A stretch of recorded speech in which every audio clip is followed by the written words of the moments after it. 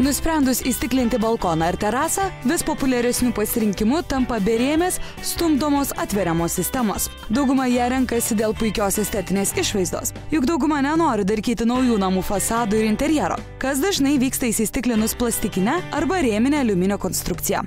Tačiau specialistai tikina, kad tai ne vieninteliai berėmės stumdomos atveriamos sistemos privalumai. Ji yra ilgaamžė, moderni ir svarbiausia – funkcionali. Sistemos varčios gali susiparkuoti prie sienos ir balkonas ar terasa bus pilnai atviri. Šalia manęs mes matome berėmę terasų ir balkonų stiklinimo sistemą.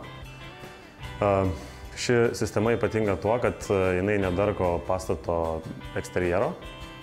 Visa sistema yra pakankamai technologiška, išbaigta, profiliai yra aliuminio, ratukai guoliniai visi, pagumuoti, tai dėl to varčios lysta tolygiai ir švelniai ir neskleidžia jokio garso.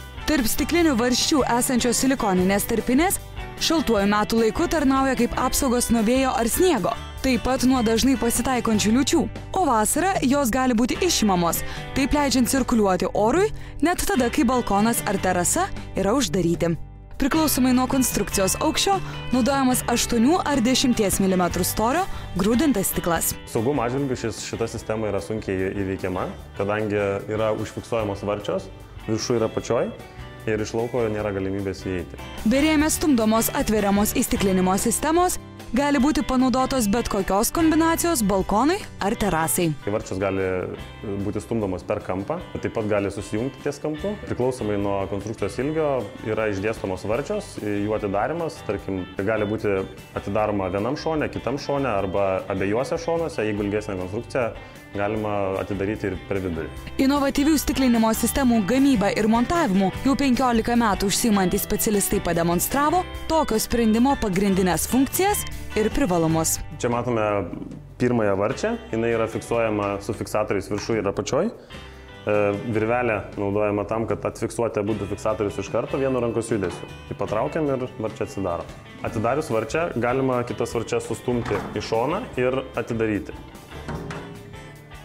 Varčios konstrukcija turi viršų ir apačioj ratukus, kurie juda pakankamai tyliai. 70% konstrukcijos svorio kaba ant viršutinio profilio ir atsidarant ratukas išeina iš pro ragą.